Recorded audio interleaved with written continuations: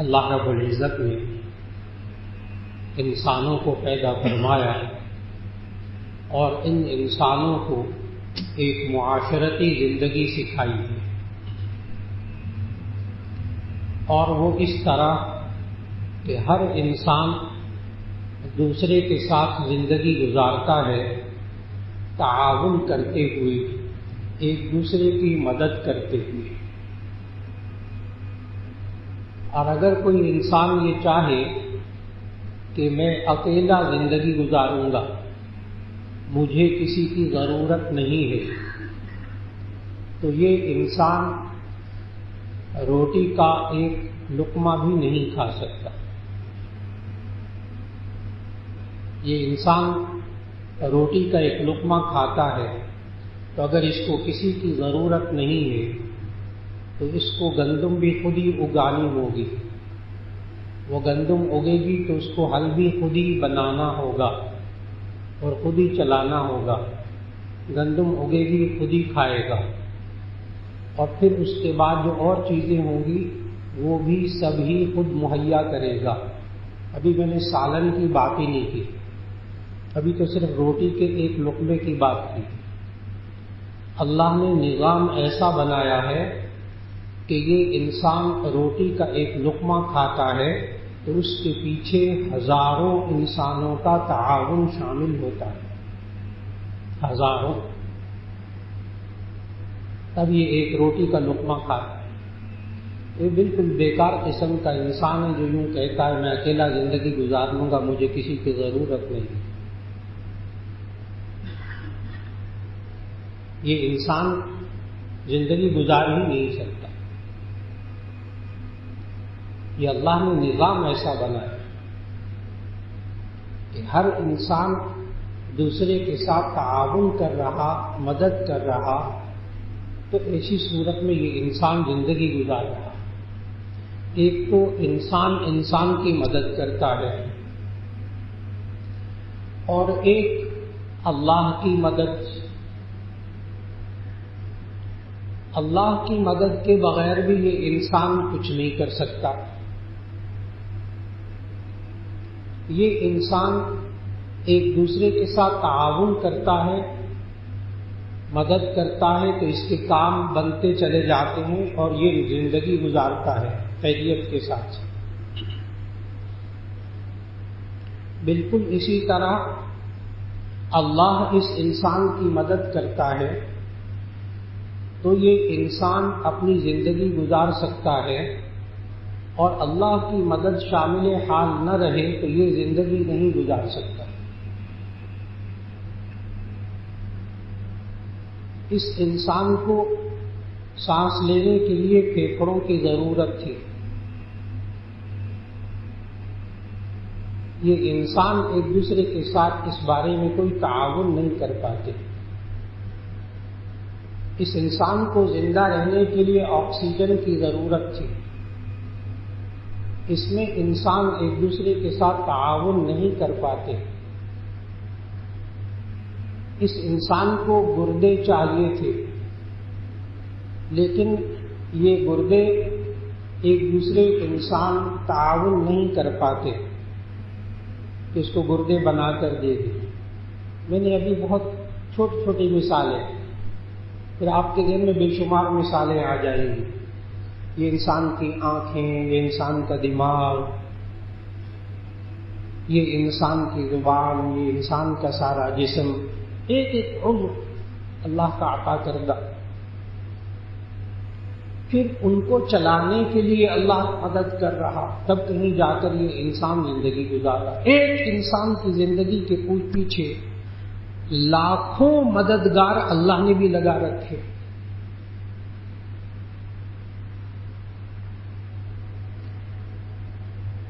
آج کا موضوع صرف اتنا ہے کہ اللہ کی مدد انسانوں کے ساتھ کب ہوتی ہے اور کب اللہ کی مدد انسانوں سے اٹھ جاتی ہے، کیونکہ ہمیں بنیادی بات یہ سمجھ میں آئی کہ اصل مدد اللہ کی ہے۔ یہ انسان جو ایک دوسرے کے ساتھ تعاون کرتے ہیں، ایک دوسرے کی مدد کرتے ہیں، یہ اللہ ہی نے نظام بنایا ہے۔ اور اصل مدد اللہ ہی کی ہے، ہمیں اللہ ہی سے مدد مانگنی چاہیے۔ لیکن ایک انسان دوسرے انسان سے مدد مانگتا ہے تو ایک دم شرک نہیں ہو جاتا، ایک دم شرک نہیں ہو جاتا۔ دیکھیں، آپ میری بات سن رہے ہیں، اللہ بھی میری بات سن رہا ہے، ابھی شرک نہیں ہوا۔ یہ میں اس طرف آ رہا ہوں، کیا انسان انسان سے مدد مانگ سکتا ہے؟ میں اس طرف آ رہا ہوں، اس مسئلے کو حل کرنا بہت ضروری ہے۔ تو میں آپ کو دیکھ رہا ہوں، آپ مجھے دیکھ رہے ہیں، اور اللہ بھی دیکھ رہا ہے، ابھی شرک نہیں ہوا۔ اللہ سن رہا ہے، آپ بھی سن رہے ہیں، ابھی شرک نہیں ہوا۔ اللہ دیکھ رہا ہے، آپ بھی دیکھ رہے ہیں، ابھی شرک نہیں ہوا۔ لیکن جس دن کسی انسان نے یوں کہا کہ جیسے اللہ سنتا ہے ویسے اللہ کے علاوہ فلاں سنتا ہے، جیسے اللہ دیکھتا ہے ویسے فلاں بھی دیکھتا ہے، فوراً شرک ہو جائے۔ آپ صرف میری بات سن رہے ہیں، دو بندوں کی بات سن لیں گے، چار کی سن لیں گے، اللہ ہر ایک کی سن رہا ہے، اللہ ہر ایک کی سن رہا ہے۔ آپ صرف مجھے دیکھ رہے ہیں،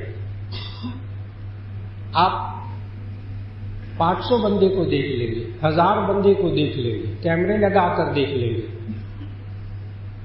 آپ باہر کے 7 سمندر پار لوگوں کو بھی دیکھ رہے ہیں، بہت کچھ آپ کر رہے ہیں، لیکن جیسے اللہ دیکھ رہا ہے ویسے آپ نہیں دیکھ رہے، اللہ ہر ایک کو دیکھ رہا ہے۔ تو سب سے پہلی بات سمجھنے کی یہ کہ جس طرح آپ مجھے دیکھ رہے ہیں، اللہ دیکھ رہا ہے، ابھی شرک نہیں ہوا۔ آپ میری بات سن رہے ہیں، اللہ میری بات سن رہا ہے، ابھی شرک نہیں ہوا۔ لیکن جس دن کسی نے یہ سمجھا کہ جیسے اللہ دیکھ رہا ہے ویسے فلاں بھی دیکھ سکتا ہے، یہ شرک ہوگا۔ جیسے اللہ سنتا ہے ویسے فلاں بھی سنتا ہے، یہ شرک ہوگا۔ بالکل اسی طرح ماں سے روٹی مانگ لینا یہ شرک نہیں ہے، باپ سے پیسے مانگ لینا یہ شرک نہیں ہے، آپ اپنے افسر سے، خزانچی سے، اکاؤنٹنٹ سے تنخواہ مانگ لیں، یہ شرک نہیں ہے۔ لیکن جس دن یہ انسان اللہ کے علاوہ کسی اور سے اولاد مانگنے لگا، کسی اور سے اولاد مانگنے لگا، کسی اور کو اپنا رازق سمجھنے لگا، تو اس وقت اس انسان کو دیکھنا ہوگا کہ اس کا عقیدہ کیا ہے، ورنہ یہ شرک میں چلا جائے۔ آپ انسانوں سے مدد مانگ سکتے ہیں، اس میں شرک نہیں ہے، لیکن جیسی مدد اللہ سے مانگنی چاہیے ویسی یہ انسان اللہ کے علاوہ سے مدد مانگنا شروع کر دے گا، جیسے بتوں سے، جیسے اللہ کے علاوہ سے یہ مدد مانگنا شروع کر دے گا، یہ شرک کے دروازے میں داخل ہو جائے گا۔ جیسے ایک جملہ یہ کہا جائے کہ سب کچھ کرنے والا اللہ ہے، ایک طرف مومن یہ جملہ منہ سے نکالے اور دوسری طرف یہی مومن یوں جملہ منہ سے نکالے کہ سب کچھ پیسے سے ہوتا ہے، سب کچھ پیسے سے ہوتا ہے۔ جس دن یہ انسان منہ سے نکالنے لگے کہ آج میں اقتدار میں ہوں اس لیے کہ عوام میرے ساتھ ہیں، اور جس دن عوام میرے ساتھ نہیں ہوں گے، اقتدار بھی نہیں ہوگا، اللہ بیچ میں نہیں ہے، اس انسان کے عقیدے کو دیکھنا ہوگا یہ کہہ کیا رہا ہے، یہ کہہ کیا رہا ہے۔ جس دن اس انسان نے کبھی کہہ دیا کہ میں نے یہ گولی کھائی، میں نے یہ کیپسول کھایا، بڑا کمال کا تھا، ایک دم شفا ہو گئی، کوئی حرج کی بات نہیں یہ جملے بولنا، لیکن جس دن اس نے ڈاکٹر کو سمجھ لیا کہ شفا دینے والا ڈاکٹر، شفا دینے والی یہ گولی، شفا دینے والی یہ دوا، اس دن اس کے عقیدے کو دیکھنا ہوگا یہ کہہ کیا رہا ہے. ایک دم اس وقت بھی شرک نہیں ہو جائے گا. میں نے وہ ٹھنڈی چیز کھائی تھی، اس نے میرا گلا خراب کر دیا، ابھی شرک نہیں ہوا. فلاں چیز کھائی تھی، اس نے مجھے بیمار کر دیا، ابھی شرک نہیں ہوا. دیکھنا ہوگا اس کا عقیدہ کیا ہے، کہہ کیا رہا ہے. اور جس دن اس کے ایمان میں یہ بات داخل ہو گئی، جیسے غور سے سننے والی بات کہ یہ انسان آج یوں کہہ رہا، کبھی اس کو دل کی تکلیف ہو گئی، پوچھا کہ آپ کی طبیعت خراب ہو گئی تھی، سنا تھا کہ دل کی تکلیف ہو گئی، آپ کا آپریشن ہوا تھا، آپ کیسی طبیعت ہے. اب اس بندے کا بیان اور اس کی سٹیٹمنٹ سننے والی ہے کہ ہاں مجھے ہارٹ اٹیک ہو گیا تھا، فوراً مجھے اسپتال لے گئے تھے، ڈاکٹر بہت اچھا کمال کا، اور ہسپتال بھی میں نے ٹاپ کا ہسپتال، اس میں علاج کروایا. پھر دوائیاں یہاں نہیں مل رہی تھی، میں نے فوراً دوائیاں باہر سے منگوائیں، وہ فلاں اسٹنٹ منگوایا، فلاں دوائیاں منگوائیں، اور ڈاکٹر کمال کا، اور پیسہ خوب پیسہ میں نے خرچ کیا، ڈاکٹر بھی کمال کا، اسپتال بھی کمال کا، دوا بھی کمال کی، میں ٹھیک ہو گیا ہوں. اب میں ٹھیک ہوں. آپ نے غور کیا پوری اسٹیٹمنٹ، پورے بیان میں اللہ کا نام نہیں ہے، پورے بیان میں اللہ کا نام نہیں ہے. اس بندے کو دیکھنا ہوگا اس کا ایمان کیسا ہے.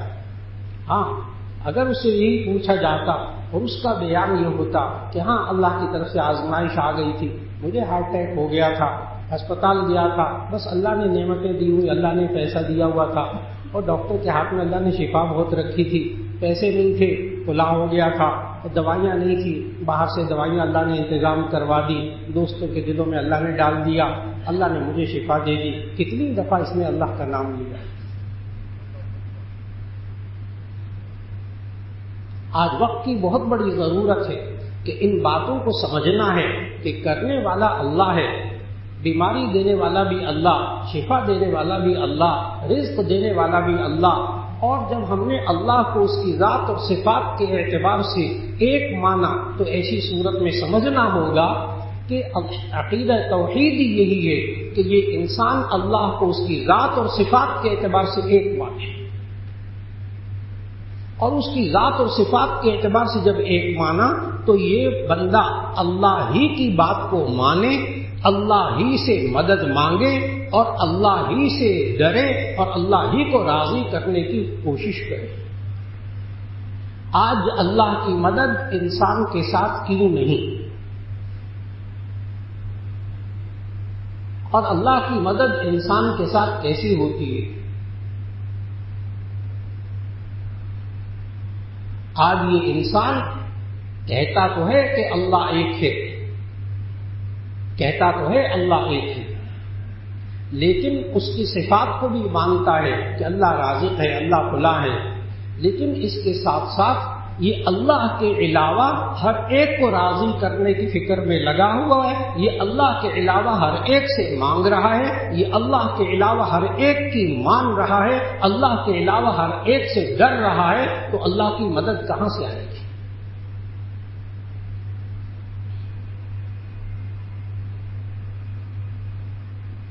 نبی کریم صلی اللہ علیہ وسلم نے ہمیں طریقے سمجھائے. انسان سوچتا ہے اتنے کروڑوں ارب انسان ہو گئے، مسلمان ہو گئے، اب مسلمانوں کی مدد کو اللہ کیوں نہیں آتا؟ یا یہ انسان اپنے گھر کے اندر، اپنے چھوٹے سے یونٹ کے اندر، اپنے کاروبار کے اندر، اپنے خاندان کے اندر، اپنی ذات کے اندر یہ سوچے کہ اللہ کی مدد کیسے آتی ہے اور اللہ کی مدد اٹھتی کیسے ہے. میں نے بتایا کہ انسان کی مدد میں لگا رہتا ہے، دنیا کا نظام اللہ نے ایسا بنایا. اور نبی کریم صلی اللہ علیہ وسلم نے ارشاد فرمایا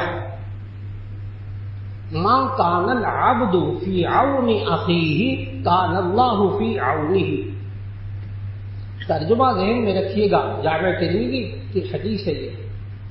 ایمان رکھیے گا اس حدیث پر، ما کان العبد فی عون اخیہ، جب تک کوئی بندہ اپنے بھائی کی مدد میں لگا رہتا ہے، کان اللہ فی عونہ، اللہ اس کی مدد میں لگا رہتا ہے۔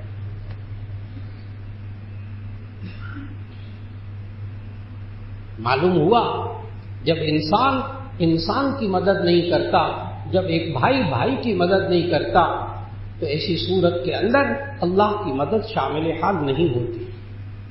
ایک اصول سمجھ میں آیا ہے کہ اللہ کی مدد لینے کا کیا طریقہ، کہ یہ انسان کے ساتھ مدد کرے۔ کیوں؟ ما کان العبد فی عون اخیہ، جب تک یہ اپنے بھائی کی مدد میں لگا رہے گا، کان اللہ فی عونہ، اللہ اس کی مدد میں لگا رہے گا۔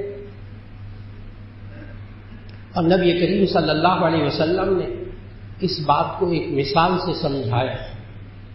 نبی کریم صلی اللہ علیہ وسلم نے فرمایا، تری المؤمنین فی تراحمہم وتوادہم وتعاطفہم کمثل الجسد اذا اشتکا شیئا منہ تداعی لہ سائر الجسد بالسہر والحمى۔ حدیث کا ترجمہ غور سے سنیے۔ نبی کریم صلی اللہ علیہ وسلم نے فرمایا، تری المؤمنین فی تراحمہم، آپ دیکھیں گے ایمان والوں کو، فی تراحمہم، آپس میں رحم کرنے میں، وتوادہم، آپس میں محبت کرنے میں، وتعاطفہم، اور آپس میں مہربانی کرنے میں۔ تین باتیں آپ ایمان والوں کو دیکھیں گے، فی تراحمہم، آپس میں رحم کرنے میں، وتوادہم، اور آپس میں محبت کرنے میں، وتعاطفہم، آپس میں ایک دوسرے پر مہربانی کرنے میں۔ ایمان والوں کو دیکھیں گے کمثل الجسد، جیسا کہ ایک جسم ہوتا ہے، اذا اشتکا شیئا منہ، اگر کوئی جسم کا حصہ تکلیف کی شکایت کرتا ہے، تداعی لہ سائر الجسد بالسہر والحمى، تو سارا جسم بیداری اور بخار میں مبتلا ہو جاتا ہے، اس تکلیف کو دور کرنے میں لگ جاتا ہے۔ میں اس مثال کو تھوڑا سا کھولنے لگا جو نبی کریم صلی اللہ علیہ وسلم نے بتائی، سمجھیے گا امت مسلمہ پر اللہ کی مدد کیوں نہیں آ رہی، اللہ کی مدد کیسے آتی۔ جب بندہ ایک دوسرے کی مدد میں لگا رہتا ہے، اللہ کی مدد اس بندے کے ساتھ لگی رہتی ہے۔ اور ایمان والوں کو آپس میں رحم کرنے میں، ہمدردی کرنے میں ایک جسم کی طرح ہونا چاہیے۔ ہمارے جسم میں کیا ہوتا ہے، کبھی کبھی انگلی میں تکلیف ہو جاتی ہے، کوئی چوٹ لگ جاتی ہے، دماغ ٹانگوں کو حکم دیتا ہے چلو ڈاکٹر کی طرف، ٹانگیں چل پڑتی۔ بڑے اور سے مثال کو سمجھنا جو نبی کریم صلی اللہ علیہ وسلم نے سمجھائی۔ تو دماغ ٹانگوں کو حکم دیتا ہے، ٹانگیں چل پڑتی ہیں ڈاکٹر کی طرف، آنکھیں راستہ دکھاتی ہیں، ڈاکٹر صاحب کے پاس پہنچ کے زبان بولنا شروع ہو جاتی، ڈاکٹر صاحب انگلی میں تکلیف، ڈاکٹر صاحب ہدایات دیتے ہیں، یہ انجیکشن لگوائیں، یہ کریں، کان اپنا کام کرتے ہیں، سننے کا کام کرتے ہیں۔ دوسرا ہاتھ جیب میں جاتا ہے جو درست ہوتا ہے، جیب میں سے پیسے نکال کر ڈاکٹر کو دیتا ہے، ڈاکٹر صاحب دوا دیتے ہیں، یہ کھاتا ہے، زبان اپنا کام شروع کرتی ہے، اندر جسم کا پورا نظام اس دوا کو جذب کر کے کام کرنا شروع کرتا ہے، اللہ شفا دے دے۔ دیکھا، ایک انگلی میں تکلیف تھی۔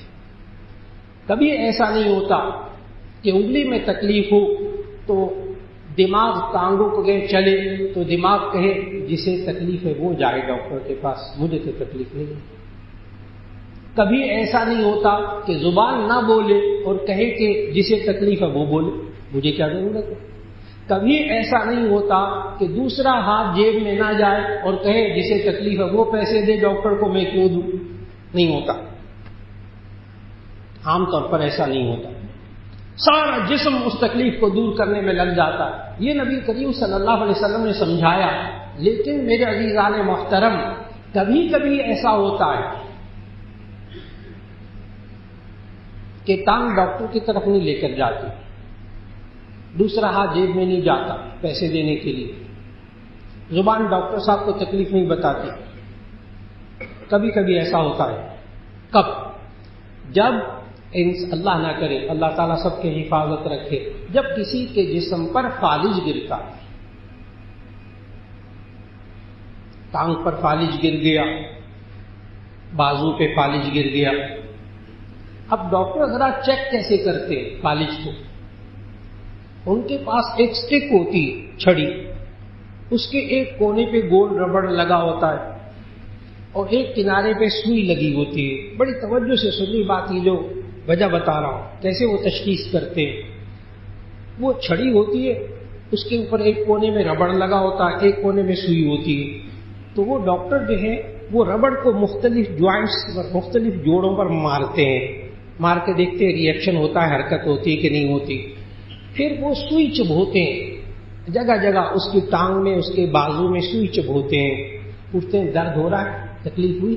یہ بندہ کہتا نہیں مجھے تکلیف نہیں ہوئی، اس سوئی کے چبھنے سے ٹانگ میں، پاؤں میں، بازو میں چبا چبا کر دیکھتے ہیں۔ جب وہ کہتا ہے نا مجھے تکلیف نہیں ہوئی، درد کا احساس نہیں ہے میرے اندر، مجھے نہیں پتا درد نہیں ہوا، تو ڈاکٹر کہتے ہیں اس کے بازو پہ اور اس کی ٹانگ پہ فالج گر گیا۔ اب عجیب بات بتاؤں کہ ڈاکٹر حضرات اگر ٹانگ پر، بازو پر فالج گر جائے تو ڈاکٹر حضرات کہتے ہیں کہ اس کے دماغ کا MRI کروائیں، دماغ کا CT سکین کروائیں۔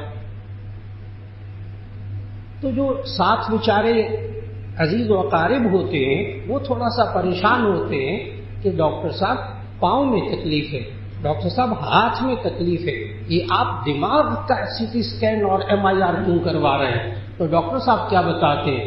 وہ بتاتے ہیں کہ اللہ نے انسان، دیکھیے گا امت مسلمہ کے ساتھ کیا ہو رہا ہے، کہ ڈاکٹر بتاتے ہیں کہ اصل میں یہ جو دماغ ہے اس کے دو حصے ہیں، ایک دایاں ایک بایاں، تو جو دایاں حصہ ہے وہ بائیں حصے کو کنٹرول کرتا ہے، ٹانگ کو، بازو کو، اور جو بایاں حصہ ہے وہ دائیں حصے کو کنٹرول کرتا ہے۔ تو اس کے دماغ میں، برین میں کوئی جو ہے تھوڑا سا کلاٹ آ رہا ہے، کوئی رکاوٹ آ رہی ہے، کوئی خرابی آ رہی ہے جس کی وجہ سے یہ فالج گرا ہے۔ تو کیا آپ کو حیرت نہیں ہوتی کہ بیماری ہے ٹانگ میں اور بازو میں، اور ڈاکٹر دماغ کا علاج کرتے ہیں، وہ کہتے ہیں وہاں علاج کریں یہ ٹھیک ہو جائے، اللہ ٹھیک کر دیتے۔ بالکل اسی طرح نبی کریم صلی اللہ علیہ وسلم نے پورے مسلمانوں کے معاشرے کو ایک جسم کی طرح کی مثال دی کہ آپ ایمان والوں کو آپس میں رحم کرنے میں، ہمدردی کرنے میں ایک جسم کی طرح پائیں گے۔ تری المؤمنین فی تراحمہم وتوادہم وتعاطفہم کمثل الجسد، ایک جسم کی طرح اذا اشتکا شیئا منہ تداعی لہ سائر الجسد بالسہر والحمى، جب ایک تکلیف جسم کے کسی حصے کو پہنچتی ہے سارا جسم بیداری اور بخار میں مبتلا ہو جاتا ہے۔ کب؟ جبکہ جسم کے اندر درد محسوس کرنے کی کیفیت ہو، احساس ہو، بے حسی نہ ہو۔ فالج نام ہے بے حسی کا، فالج نام ہے بے حسی کا۔ جب درد کی، تکلیف کا احساس ختم ہو جائے تو ڈاکٹر کو چبو چبو کر کیا محسوس کرتے ہیں؟ کیا اس کے اندر درد کا احساس ہے؟ کیا یہ ہمدرد ہے؟ آپس کی ہمدردی، آپس کے درد کو، دکھ کو محسوس کرنا۔ جب جسم کے کسی حصے پر فالج گر جاتا ہے، جس ٹانگ پر فالج گرتا ہے وہ کبھی ڈاکٹر کے پاس لے کر نہیں جاتی، کیوں؟ وہ بے حس ہو گئی، وہ ٹانگ فالج زدہ بے حس ہو گئی۔ وہ بازو جس کے اندر فالج ہو وہ کبھی جیب میں سے پیسے نکال کر نہیں دیتا، کیوں؟ یہ بے حس ہو گیا، اس کے اندر سے احساس ختم ہو گیا، درد کا احساس ختم ہو گیا۔ آج نبی کریم صلی اللہ علیہ وسلم نے جو اتنی پہلے باتیں بتائی تھی آج سمجھنے والی باتیں، میں اس مثال کو ایک گھر کے یونٹ پر لانے لگا، یہ گھر کے افراد پر، پھر آپ کو پوری امت مسلمہ کا ایک دم سمجھ میں آ جائے گا کہ ہوا کیا ہے۔ گھر میں ایک بھائی کو تکلیف ہو گئی، بخار ہو گیا، ایک بھائی موٹر سائیکل پر اٹھا کر اس کو لے گیا ڈاکٹر کے پاس۔ باپ نے دماغ لڑایا، فلاں ڈاکٹر کے پاس لے جاؤ، باپ نے پیسے بھی دیے، لو پیسے بھی لے لو، بھائی لے گیا، واپس بھی لے آئے، گھر آیا، ماں نے پرہیزی کھانا بنا کر کھلایا، بہن نے دوائیں کھلائی، سارے پورے گھر کے افراد ایک بندے کے علاج پر لگ گئے. مدد سمجھ رہے ہیں، ایک دوسرے کی مدد. سارے کے سارے اس کی تکلیف کو دور کرنے میں لگ گئے. اللہ نے شفا دے دی، اللہ نے نظام بنایا. اور اگر گھر کے بعض افراد پر فالج گر جائے، بعض افراد پر فالج گر جائے، تو ہمیں معاشرے میں اپنے گھروں میں نظر آتا ہے. ایک بھائی بیمار ہوتا ہے، باپ کہتے ہیں اس کو ذرا لے جاؤ ڈاکٹر کے پاس. کہتا ہے جسے بیمار ہے ہٹا کٹا جائے خود ڈاکٹر کے پاس، مجھے کیا ضرورت پڑی ہے لے جانے کی. دیکھا اس پہ فالج گرا ہوا، یہ بے حس ہو گیا. باپ کو کہا پیسے دے دو، ڈاکٹر کو دے دیں.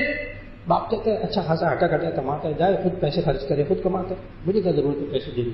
باپ پہ بھی فالج گرا ہوا. واپس آتا ہے، ماں کو ڈراموں سے فرصت نہیں ہے. ماں نے عام ترین ڈرامے دیکھنے، وہ کہتے خود ہی بازار سے بند لا کر کوئی کھا لو، ڈبل روٹی کھا لو، میں کھچڑی نہیں بنا سکتی. اور بہن کے پاس بہن دوا دے بھائی کو، سوال ہی پیدا نہیں ہوتا. اس کی اپنی مصروفیات بہت ساری. فالج گرا ہوا، بے حسی آ گئی اس گھر کے افراد میں. آپ خود سمجھے کہ ایک بندہ تکلیف میں مبتلا ہوتا ہے اور گھر کے بعد افراد پر بے حسی طاری ہو جاتی ہے. اللہ قادر ہے شفا دینے پر، لیکن وہ گھر بڑی تکلیف میں ہوتا ہے کیونکہ گھر کے بعد افراد پر فالج گرا، بے حس ہو گئے. مجھے کیا، مجھے تو ڈالر بھی مل رہے، مجھے پیسہ بھی مل رہا، میں بالکل ٹھیک ہوں، امن و امان ہے، سکون ہے، میں ٹھیک ہوں، بس سب ٹھیک، مجھے دوسرے کا کیا. بے حسی کی انتہا. اور نبی کریم صلی اللہ علیہ وسلم نے سمجھایا کہ اللہ کی مدد کب آتی ہے کہ ماں کان العبد فی عون اخیہ کان اللہ فی عونہ، کہ جب تک ایک بندہ دوسرے بندے کی مدد میں رہتا ہے اللہ تعالیٰ اس بندے کی مدد میں لگا رہتا ہے.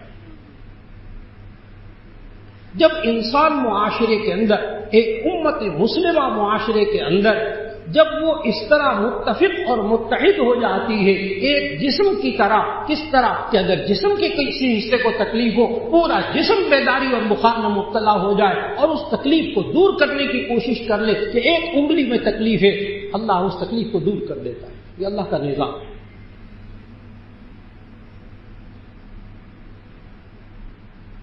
اور نبی کریم صلی اللہ علیہ وسلم نے سمجھایا، اللہ تعالیٰ نے قرآن مجید میں سمجھایا، دیکھو آپس میں مت لڑو، اللہ اور اس کے رسول صلی اللہ علیہ وسلم کی باتوں کو مان کر چلو، تم پر اللہ کی مدد آئے گی. اب یہ رخ بھی سمجھنے والا ہے، جب تک انسان اللہ اور اس کے رسول صلی اللہ علیہ وسلم کی بات کو مان کر چلتے ہیں اللہ کی مدد ان انسانوں کے ساتھ ہوتی ہے. اور جب وہ اللہ اور اس کے رسول صلی اللہ علیہ وسلم کی باتوں کو نہیں مانتے تو ایسی صورت میں اللہ کی آئی ہوئی مدد بھی اٹھ جاتی. جیسے آپ کو بہت اچھی طرح یاد ہے کہ غزوے کے اندر خود نبی صلی اللہ علیہ وسلم موجود، صحابہ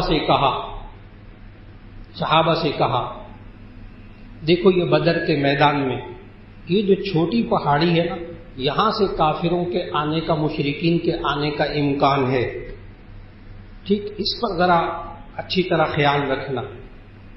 اور فلاں غزوے کے اندر جب کہا کہ جی اس جگہ کا خیال رکھنا، تو ایسی صورت کے اندر وہ بعض صحابہ اس جگہ سے ہٹ گئے اور اللہ نے آئی ہوئی مدد کو اٹھا لیا. پھر حالات کیسے ہوئے وہ آپ کے سامنے. یعنی نبی کریم صلی اللہ علیہ وسلم نے فرمایا یہاں موجود رہنا، یہاں سے ہٹنا نہیں، چاہے ہم جیتے چاہے ہم ہارے، یہاں سے نہیں ہلنا. بس وہ تھوڑی دیر کے لیے ہل گئے، اللہ نے آئی ہوئی مدد کو اٹھا لیا.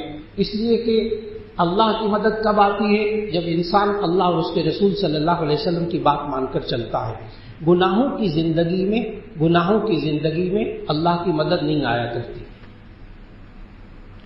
اگر امت مسلمہ کے اندر کمزوری آ جائے تو ایسی صورت میں اس کو گناہوں سے بچ کر اور توبہ اور استغفار میں آنا پڑے گا. لوگ مذاق اڑاتے ہیں توبہ اور استغفار کا. آج کل مولانا جب جاتے ہیں بزرگوں کے پاس کہ جی یہ حالات ہو گئے، یہ حالات ہو گئے، یہ حالات ہو گئے، تو بزرگ آگے سے کہتے ہیں بس کثرت سے توبہ اور استغفار کریں. تو باہر نکل کر یہ پڑھا لکھا بندہ ان بزرگوں کی جگہ سے باہر نکل کر کہتا ہے سمجھ میں نہیں آتا ان بزرگوں کی کہ اتنا امت مسلمہ میں حال برا ہو گیا اور یہ کہتے ہیں توبہ اور استغفار کرو. کچھ کرنا نہیں ہے، توبہ استغفار کرو. کیوں؟ قرآن مجید کی آیت پڑھ کر سمجھانے لگا ہوں. ایسے لوگوں کو توبہ اور استغفار کا پتہ ہی نہیں کہ کیا چیز ہے.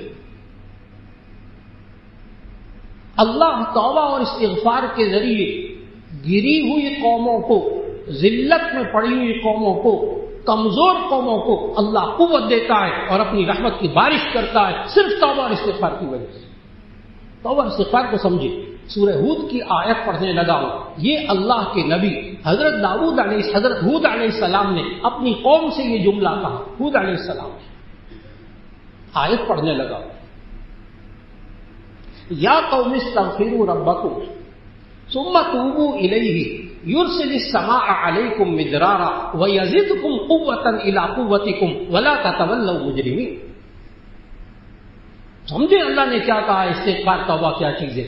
یا قوم استغفروا ربکم، اے میری قوم تم اللہ سے استغفار کرو، وتوبوا الیہ اس کی طرف توبہ کرو. کیا ہوگا؟ یرسل السماء علیکم مدرارا، اللہ تم پر موسلادھار بارش نازل کرے گا. ویزدکم قوة الی قوتکم، اور تمہاری قوت کو اور اللہ مضبوط کر دے گا. کیوں؟ توبہ اور استغفار کو بندہ کیا کہتا ہے؟ بندہ کہتا ہے اے اللہ مجھ سے گناہ ہو گئے، اب میں یہ والے گناہ نہیں کروں گا. پھر جب وہ والے گناہ نہیں کرتا، سچی توبہ کرتا ہے، جب نیک اعمال کرتا ہے، اللہ کی مدد آتی ہے. اور جو قوم سود میں پڑ جائے، جو قوم حرام کھانے میں پڑ جائے، جو قوم رشوت میں پڑ جائے، نبی کریم صلی اللہ علیہ وسلم نے فرمایا کہ جس قوم کے اندر، جس معاشرے کے اندر رشوت آ جائے وہ قوم کمزور ہو جاتی ہے، مغلوب ہو جاتی ہے. آج ہمیں سمجھنا ہوگا کہ امت مسلمہ کے زوال کے اسباب کیا ہیں، کہ اللہ کی مدد کیوں نہیں آتی. یہ انسان توبہ اور استغفار کی طرف نہیں آ رہا، یہ انسان گناہوں کو چھوڑنے کی طرف نہیں آ رہا، یہ انسان سود کی طرف نہیں، سود کے چھوڑنے کی طرف نہیں آ رہا. اللہ نے قرآن میں کیا کہا کہ تم لوگ سود کو چھوڑ دو. فَإِن لَّمْ تَفْعَلُوا فَأْذَنُوا بِحَرْبٍ مِّنَ اللَّهِ وَرَسُولِهِ، اگر تم یہ نہیں کرو گے تو اللہ اور اس کے رسول کا اعلان جنگ ہے. اب مجھے خود بتائیے کہ اگر اللہ اور اس کے رسول کی طرف سے اعلان جنگ ہو رہا ہو تو کیا اللہ کی مدد آئے گی اس امت مسلمہ پر؟ کیا اس معاشرے پر اللہ کی مدد آئے گی؟ اس معاشرے کو توبہ اور استغفار کی طرف آنا ہوگا، اس معاشرے کو سود سے نکلنا ہوگا.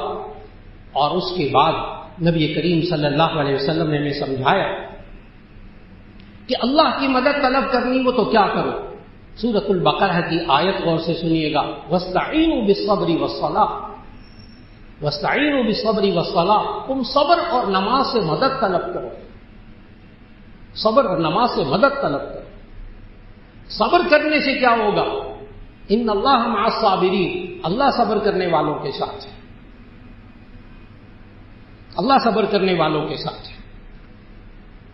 اگر دنیا میں کہیں بھی مسلمان ظلم کی چکی میں پس رہے ہوں، شہید ہو رہے ہوں، زخمی ہو رہے ہوں، وہ صبر کر رہے ہیں، یعنی اس وقت میں اللہ کی نافرمانی نہیں کر رہے، یقین رکھیں کہ وہ شہید بھی ہو رہے، زخمی بھی ہو رہے، اللہ کی مدد ان کے ساتھ ہے. وہ زخمی شہید ہونے کے باوجود کامیاب ہے. یہ ذہن میں بھی نہ لائیں کہ مسلمان زخمی ہوتا ہے، شہید ہوتا ہے تو وہ ناکام ہوتا ہے. جی نہیں، یہ نبی صلی اللہ علیہ وسلم نے نہیں سمجھایا. کامیاب انسان کون سا ہوتا ہے؟ کیا مسلمان زخمی ہو رہے ہیں، کیا مسلمان شہید ہو رہے ہیں تو کیا یہ مسلمان کی ناکامی ہے؟ یہ بات بڑے غور سے سننے والی ہے. اس لیے کہ کہیں بھی آپ کو قرآن مجید میں احادیث میں نہیں ملے گا اگر مسلمان شہید ہو رہے ہو یا مسلمان جو ہے وہ زخمی ہو رہے ہو تو یہ مسلمانوں کی ناکامی کی نشانی ہے. یہ آپ کو کہیں نہیں ملے گا. ہاں یہ ملے گا کہ کامیاب مسلمان کون سا ہوتا ہے، کامیاب زندگی کس کی ہوتی ہے. من یطع اللہ ورسولہ فقد فاز فوزا عظیما، جو اللہ اور اس کے رسول کی بات کو مان کر چلتا ہے وہ کامیاب ہوتا ہے. جو شہید ہو رہے وہ بھی کامیاب، جو زخمی ہو رہے وہ بھی کامیاب، اگر وہ اللہ اور اس کے رسول صلی اللہ علیہ وسلم کی پیروی کر رہے ہیں. لیکن اس کے باوجود امت مسلمہ پر سے مدد کیوں اٹھی، مسلمانوں پر سے مدد کیوں اٹھتی ہے؟ حدیث سنا کر بڑی توجہ سے نبی کریم صلی اللہ علیہ وسلم نے بہت پہلے نشاندہی کر دی تھی۔ نبی کریم صلی اللہ علیہ وسلم نے فرمایا کہ ایک وقت ایسا آئے گا کہ لوگ امت مسلمہ کی طرف اس طرح دعوت دیں گے، حدیث کے الفاظ کما تداع العاقلۃ الی قصعتها، جیسے کہ ایک کھانا کھلانے والی اپنے پیالے کی طرف بلاتی ہے کہ آؤ کھا جاؤ۔ مثال سمجھے نبی صلی اللہ علیہ وسلم نے مثال کیا دی؟ نبی کریم صلی اللہ علیہ وسلم نے فرمایا ایک وقت ایسا آئے گا امت مسلمہ پر، ایک وقت ایسا آئے گا امت مسلمہ پر کہ امت مسلمہ کی طرف اس طرح دعوت دی جائے گی کہ آؤ ان کو کھا جاؤ، کما تداع العاقلۃ الی قصعتها، جیسے کہ ایک کھانا کھلانے والی پیالے کی طرف بلاتی ہے کہ آؤ کھا جاؤ۔ آپ کے ذہن میں یہ جو حدیث کا یہ والا جملہ سن کر جو بات آئی ہے نا، یہی بات صحابہ کے ذہن میں بھی ہوئی۔ صحابہ نے بھی فوراً سوال کیا یا رسول اللہ صلی اللہ علیہ وسلم، کیا ہم اس وقت اتنے مسلمان کم تعداد میں ہوں گے کہ کہا جائے گا کہ آؤ ان کو کھا جاؤ، سارے مسلمانوں کو کھانے کی فکر میں لگے ہوں گے؟ کیا ہم اتنے تھوڑے ہوں گے؟ نبی کریم صلی اللہ علیہ وسلم کا جواب سننے والا ہے۔ نبی کریم صلی اللہ علیہ وسلم نے فرمایا نہیں، اس وقت تم مسلمانوں کی تعداد بہت زیادہ ہوگی، وَلَٰكِنَّكُمْ غُثَاءٌ كَغُثَاءِ السَّيْلِ، لیکن تم اس وقت سمندر کے پھوک جھاگ کی طرح ہوگے جس میں کوئی جان نہیں ہوتی۔ وَلَٰكِنَّكُمْ غُثَاءٌ كَغُثَاءِ السَّيْلِ، لیکن تم ایک سمندر کے جھاگ کی طرح ہوگے، بالکل بے وزن، بیکار۔ صحابہ نے پھر پوچھا یا رسول اللہ ایسا کیوں ہوگا؟ نبی کریم صلی اللہ علیہ وسلم نے فرمایا للوہن، وہن کی وجہ سے، للوہن، وہن عربی میں کہتے ہیں کمزوری۔ تو نبی کریم صلی اللہ علیہ وسلم نے سمجھایا، جب صحابہ نے پوچھا یا رسول اللہ اگر ہماری تعداد اتنی بڑی ہو جائے گی کیا پھر بھی ہمیں ہماری طرف منہ کہا جائے گا کہ آؤ ان کو کھا جاؤ؟ ماشاءاللہ، اہلا و سہلا، مرحبا، انشاءاللہ، الحمدللہ، الحمدللہ، الحمدللہ، الحمدللہ، الحمدللہ، اہلا و سہلا، مرحبا، الحمدللہ۔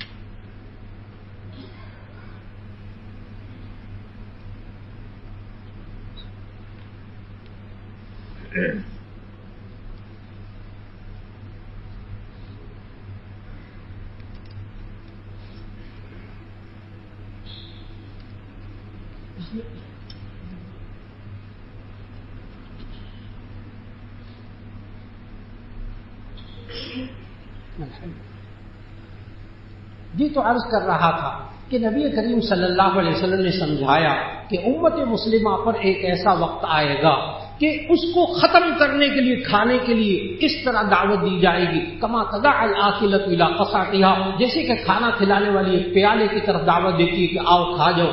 تو نبی کریم صلی اللہ علیہ وسلم سے صحابہ نے پوچھا یا رسول اللہ صلی اللہ علیہ وسلم کیا ہماری تعداد اس وقت اتنی کم ہوگی؟ اس پر نبی کریم صلی اللہ علیہ وسلم نے فرمایا نہیں، تمہاری تعداد بہت بڑی تعداد ہوگی، وَلَٰكِنَّكُمْ غُثَاءٌ كَغُثَاءِ السَّيْلِ، لیکن تم سمندر کے جھاگ کی طرح ہوگے، بس پھوک، بالکل نہ تمہارا وزن ہوگا نہ اس کے اندر کوئی چیز ہوگی، بیکار قسم کے نظر آؤ گے اتنے سارے۔ صحابہ نے پھر پوچھا یا رسول اللہ ایسا کیوں ہوگا؟ نبی کریم صلی اللہ علیہ وسلم نے فرمایا للوہن، وہن کی وجہ سے۔ صحابہ کو عربی آتی تھی، وہن کا معنی کمزوری۔ نبی صلی اللہ علیہ وسلم نے فرمایا ایک کمزوری ان کے اندر پیدا ہو جائے گی، امت مسلمہ میں ایک کمزوری آ جائے گی۔ پھر صحابہ نے پوچھا یا رسول اللہ صلی اللہ علیہ وسلم مل وہن، وہ کمزوری کیا آ جائے گی امت مسلمہ پر کہ اتنے عرب مسلمان ہوں گے اور ان کو کہا جائے گا کہ آ کے کھا جاؤ؟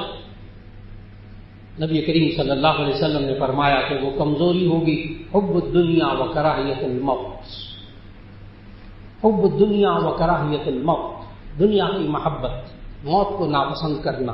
یہ مسلمان موت سے ڈر رہا ہوگا، میری جان بچ جائے، میرے مسلمان بھائی کی جان جاتی ہے تو چلی جائے، میری جان بچ جائے. اور یہ مسلمان یہ دنیا کو پسند کرے گا، میرے پاس دولت، میرے پاس روپیہ، میرے پاس سونا، میرے ذخائر، میری تجارت، میری معیشت، بس وہ بہتر ہے. باقی میرا بھائی مسلمان مرتا ہے تو مر جائے، مجھے اس کی فکر نہیں. یہ وہ چیز ہے کہ جس نے آج امت مسلمہ کو کمزور کر دیا. اور نبی کریم صلی اللہ علیہ وسلم نے کیسے مسلمانوں کو ابھارا کہ ان کے اندر موت کی محبت پیدا کی کہ اللہ کی خاطر اپنی جان دینا سیکھو، اللہ کی خاطر اپنا مال خرچ کرنا سیکھو. اس کے بدلے میں اللہ تعالیٰ نے ان ایمان والوں کو بلندی عطا فرمائی. اور آخری بات عرض کرتے ہوئے اجازت چاہوں گا کہ امت مسلمہ پر یہ کمزوری کیوں آئی. یہ بھی ہمیں قرآن حکیم سے ایک اور وجہ بھی معلوم ہوئی جس کی وجہ سے اللہ کی مدد اٹھ گئی. اللہ نے سورہ توبہ 10واں پارہ پہلے رکوع میں ایک سبب بتایا، یا ایھا الذین آمنوا اطیعوا اللہ ورسولہ ولا تنازعوا فتفشلوا وتذھب ریحکم. اے ایمان والو، اللہ اور اس کے رسول کی بات کو مان کر چلو. ولا تنازعوا، مت جھگڑو آپس میں. لا تنازعوا، مت جھگڑو آپس میں لڑتے مرتے رہو گے تم مسلمان. فتفشلوا، تم شل ہو جاؤ گے، مفلوج ہو جاؤ گے. وتذھب ریحکم، تم ثابت قدم نہیں رہو گے. پھر لوگ کہیں گے کہ آؤ ان کو کھا لو. اور یہی امت مسلمہ آج آپ کاروبار میں بھی دیکھتے ہیں، آپ گھروں میں بھی دیکھتے ہیں، آپ خاندانوں میں اس بات کو دیکھتے ہیں. جہاں خاندان کے افراد متحد ہوتے ہیں وہ خاندان مضبوط ہوتا ہے. جس گھر کے افراد متحد ہوتے ہیں وہ گھر بڑا مضبوط ہوتا ہے. جس کاروباری ادارے کے اندر سارے لوگ متحد ہوتے ہیں آپ کا وہ کاروبار بڑا مضبوط ہوتا ہے. اور جہاں آپس میں لڑائیاں شروع ہوتی ہیں وہ گھر کا نظام بیٹھ جاتا ہے. جہاں رشتہ داروں میں آپس میں لڑائیاں شروع ہوتی ہیں پورے رشتہ داروں سے لوگ ڈرنا ختم کر دیتے ہیں.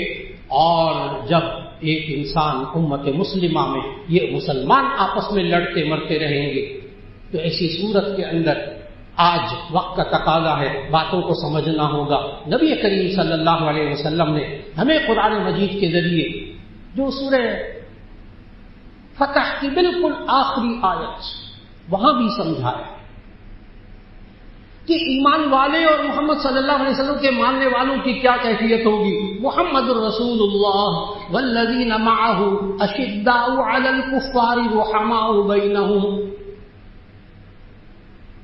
ایک اور سبب جس کی وجہ سے امت مسلمہ میں زوال، جس کی وجہ سے امت مسلمہ کمزور ہوئی، نبی کریم صلی اللہ علیہ وسلم نے قرآن مجید کے ذریعے ہمیں سمجھایا. اللہ نے سمجھایا محمد الرسول اللہ والذین معہ اشداء علی الکفار رحماء بینہم، کہ محمد صلی اللہ علیہ وسلم اللہ کے رسول ہیں، ان کے جو ساتھی ہیں، ان کو جو ماننے والے ہیں، اشداء علی الکفار، کافروں پر بہت سخت ہیں، رحماء بینہم، آپس میں بڑے رحم دل ہیں.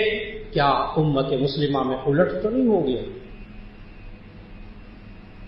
آپس میں ایک دوسرے کے لیے بڑے سخت ہیں اور ساری یاریاں دوستیاں کافروں کے ساتھ، ساری یاریاں دوستیاں کافروں کے ساتھ، آپس میں لڑ مر رہے، آپس میں ایک دوسرے کو برداشت نہیں کر رہے. یہ الٹ ہو گیا.